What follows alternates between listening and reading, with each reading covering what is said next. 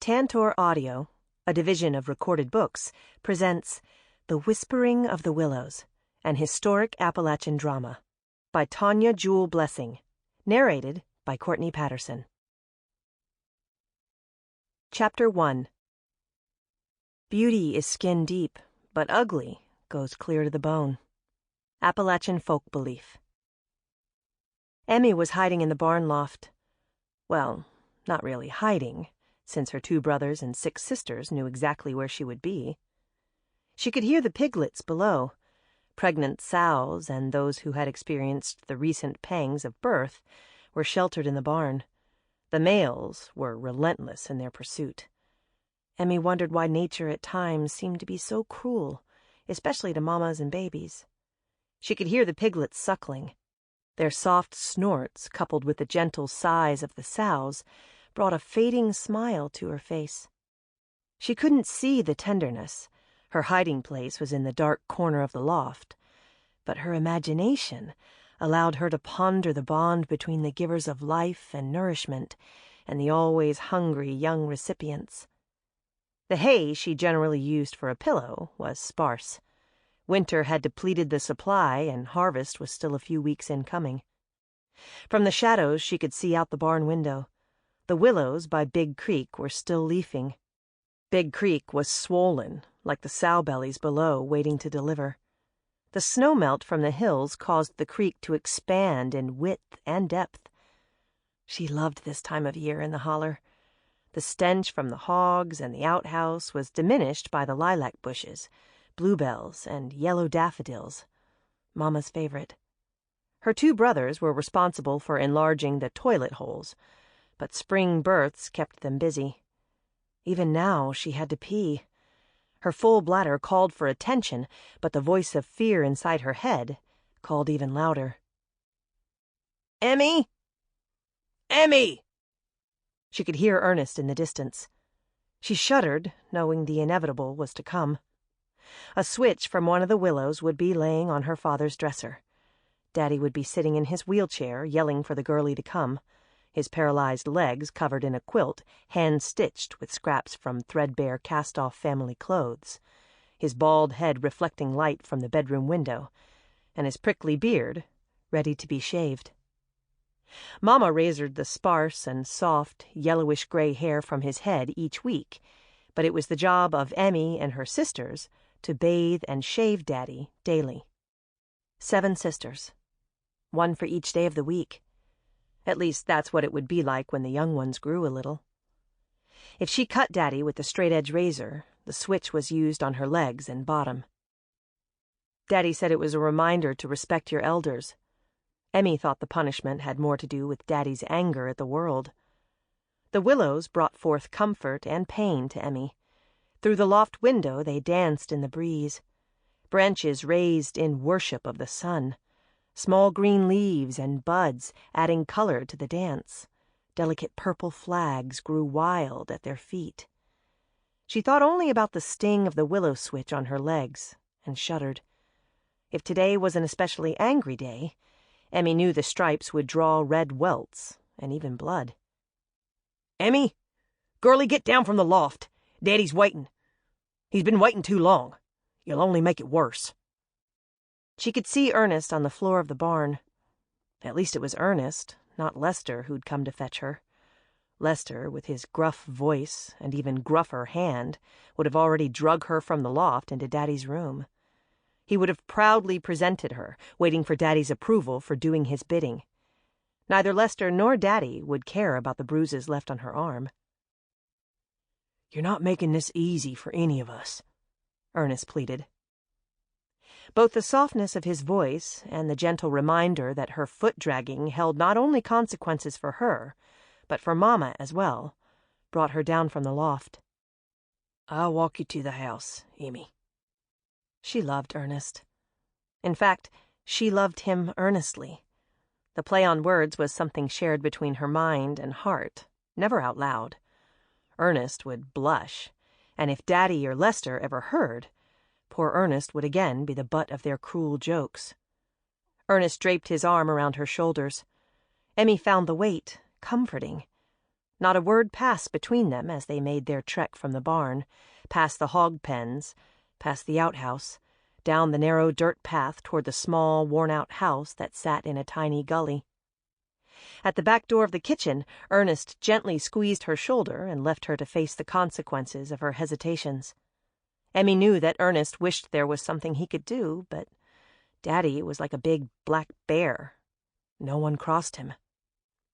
The twins, Ruby and Garnet, were still cleaning the breakfast dishes and said nothing as she entered through the door. Having experienced the switch themselves, they knew what waited. From the other room she could hear Mama trying to soothe Daddy. Mama's voice soft and Daddy's loud.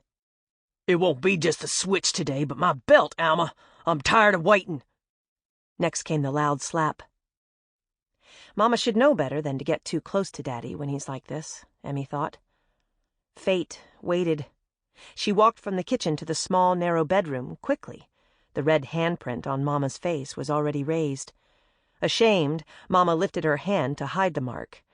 Adding insult to injury, Daddy hollered, "Dump the shitter, woman, and get the girlie here warm water. I won't be bathed in cold water." Mama carefully grabbed the white porcelain bucket of human waste. Her eyes full of pity, she glanced briefly at her daughter before she exited the room.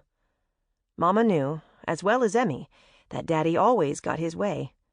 His meanness overshadowed their family and daily lives, like the West Virginia thunderstorms that caused Big Creek to suddenly rise and flood the holler, destroying everything in its path.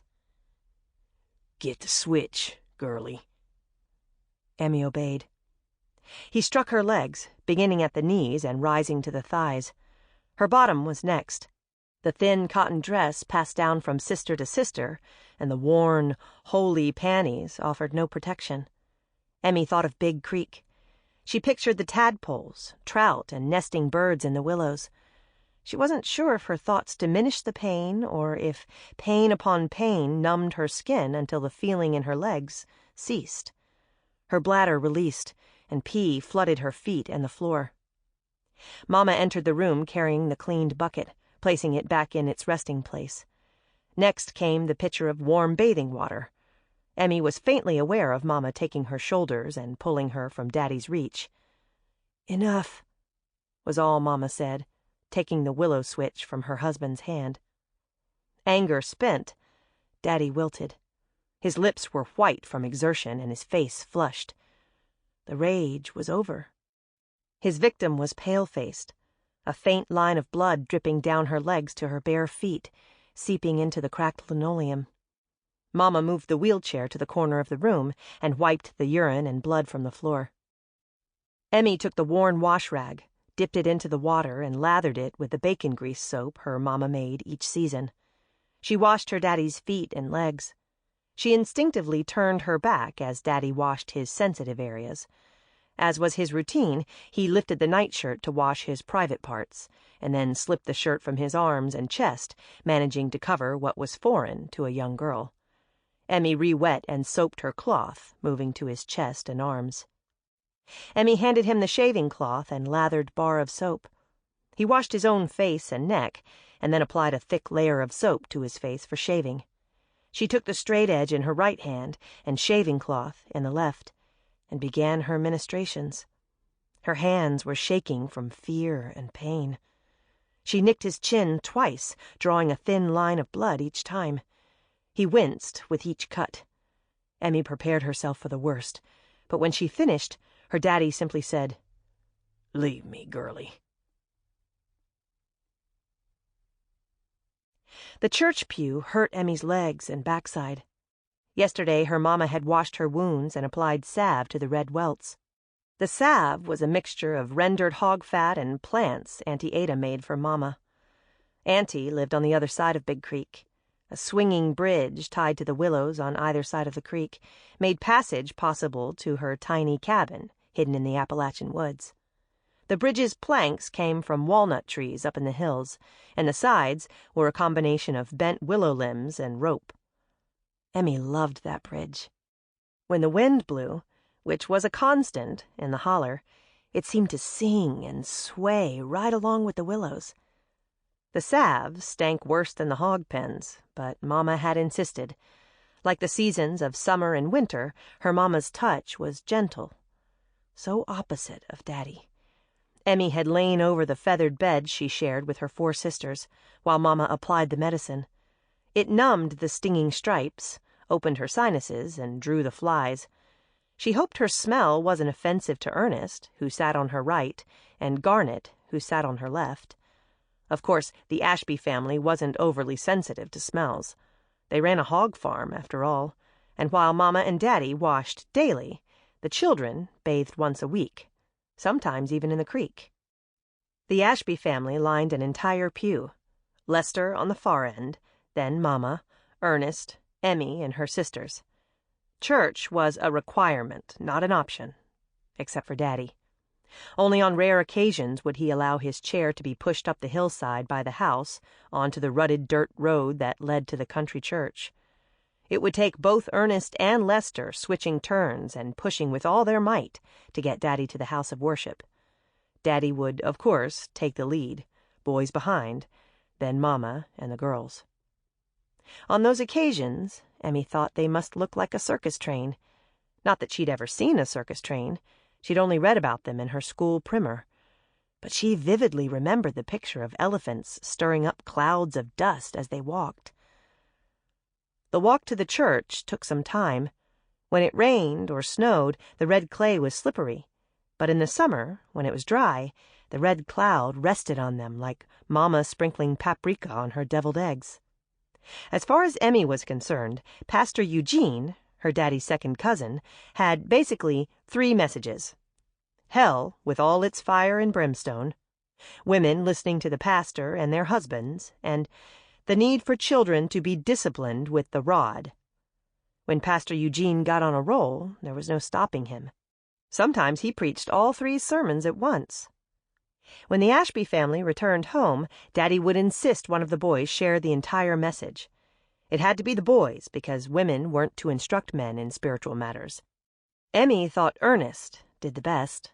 His voice was soft and tender. He would quote the verses from memory.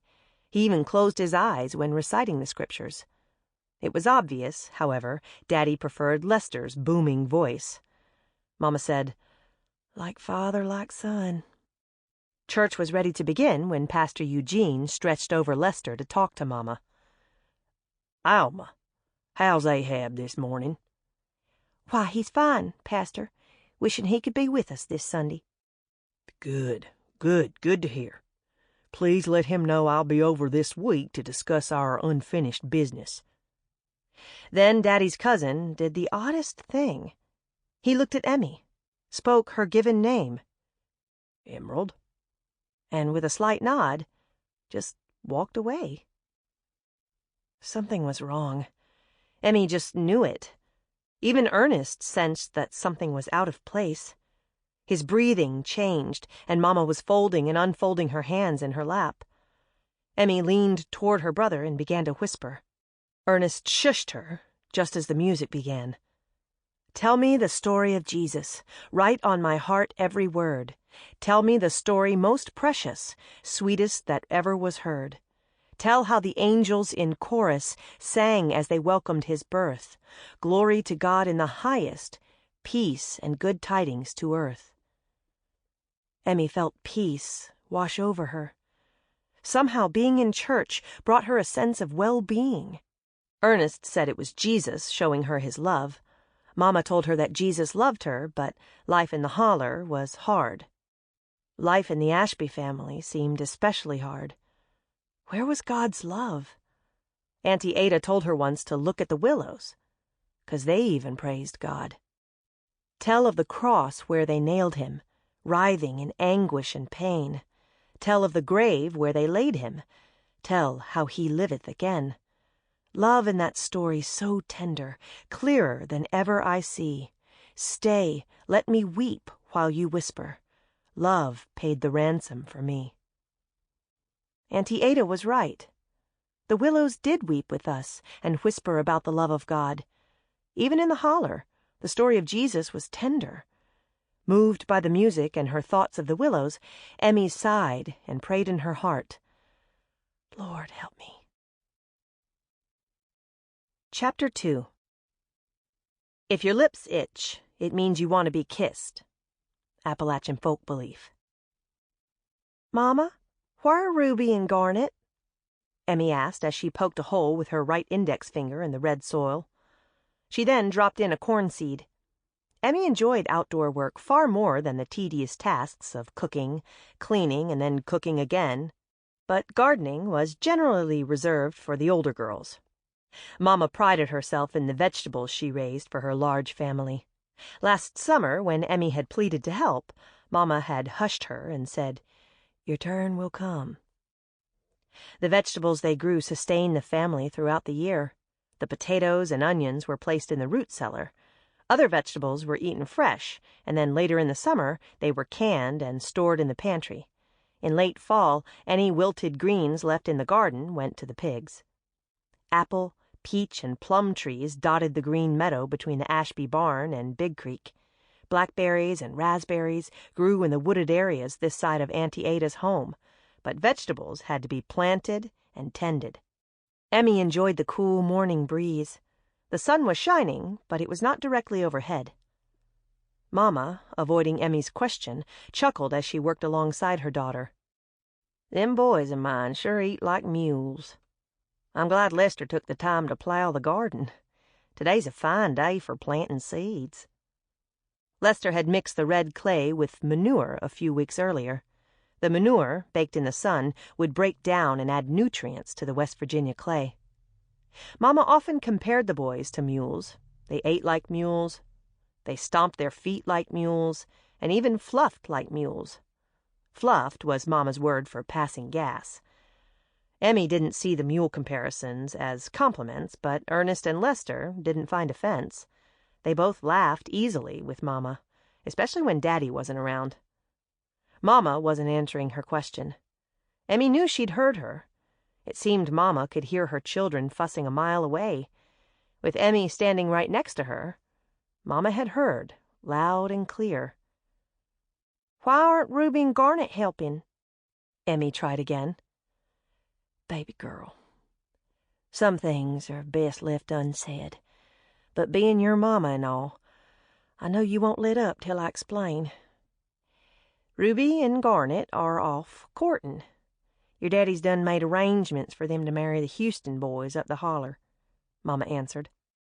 "The twins aren't even 16 yet. They ain't old enough to marry," Emmy interjected, not trying to hide the exasperation in her voice. "Girlie, you know how things are done in these hills. Once a girl is through 8th grade and has started her menses, it's time to marry. The daddies talk among themselves and make the matches. We've been trading our pork for beef with the Houstons for years. It's a good match," Mama explained.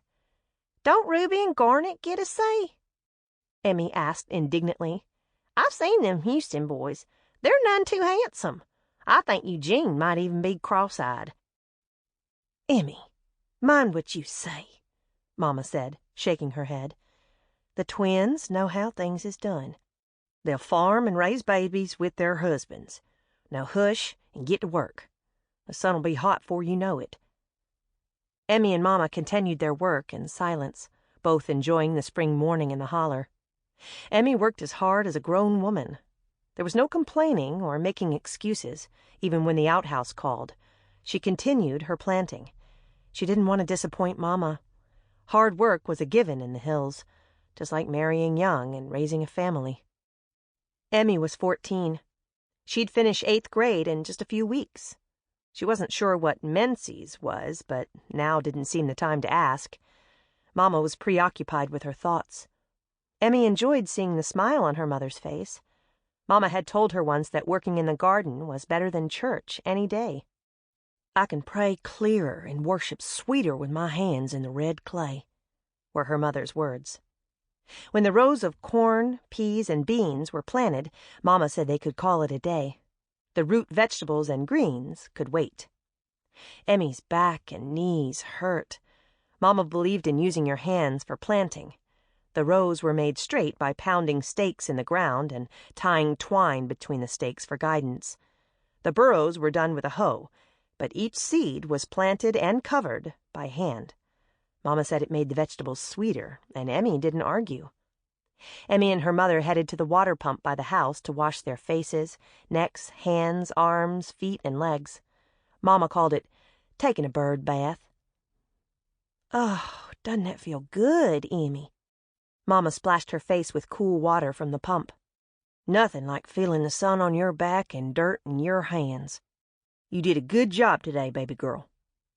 Emmy could hear Ruby and Garnet inside the kitchen giggling and whispering. She wondered if once they married, if cooking would become her chore. She hoped not. She'd rather work with Ernest feeding the hogs. Heck, she'd rather clean the outhouse than stand by the hot wood-burning stove. Stink was better than heat any day. She'd put some of her mama's lavender oil under her nostrils and cover her mouth and nose with a rag. The smell wouldn't be too bad. She could manage. Her mama said electricity and running water in a house worked well in the city, but would never make it to the holler. "The hills are too selfish and stubborn to ever help a poor woman," Mama had muttered more than once. "Courtin' must be over," Emmy thought. Maybe it's none too bad if they're laughing. I wonder if they kissed or did other things. She wasn't sure what the other things were exactly, but she'd seen animals mate, and she'd heard her mama and Daddy in their curtained-off bedroom. Daddy, who was always gruff, spoke softly at night to Mama, and Emmy figured with 8 children something was going on. She knew that mamas didn't get pregnant on their own, except for some reptiles and amphibians. She'd learned about that in her reader at school. Daddy said boys were needed to run the farm. Lester was the oldest, and then Ernest. Next came the twins, Ruby and Garnet, then Emmy. Her 4 younger sisters followed suit. Emmy saw Daddy pinch Mama's bottom once through her cotton nightgown. Mama slapped his hand, but was smiling, like she wasn't really mad. Daddy laughed and told Mama that he needed more sons. Mama had said she wasn't ready for another big belly. Emmy knew Mama and Daddy had been married for 20 years. Sapphire, her youngest sister, was almost 4, and Lester was 19. Emmy had done the math in her head. She was proud of knowing all her tables. She was the only girl in 8th grade who could multiply and divide her 12s. Mama had a big belly every 2 or so years and was past due for the next baby. Mama smiled lovingly at Emmy. "I know you must be worn out, but would you mind taking some things to Ada?" Emmy could hardly believe her good fortune. Usually Ernest made the trek to Auntie's. A visit to Aunt Ada was like walking on sunshine. A visit by herself meant shared secrets, tasty treats, and lavish love. The walk to Auntie Ada's was wonderful. The meadow was lush from the spring rains. Walking under the blossoming fruit trees made Emmy feel like a princess. She'd read about real princesses in her school reader. She imagined herself as royalty, sitting on a throne, summoning servants to do her every whim. The servants would be dressed like jesters, doing her bidding and entertaining her with stories from afar. The swinging bridge over Big Creek was her moat, and the wooded area leading to Auntie Ada's was her secret forest.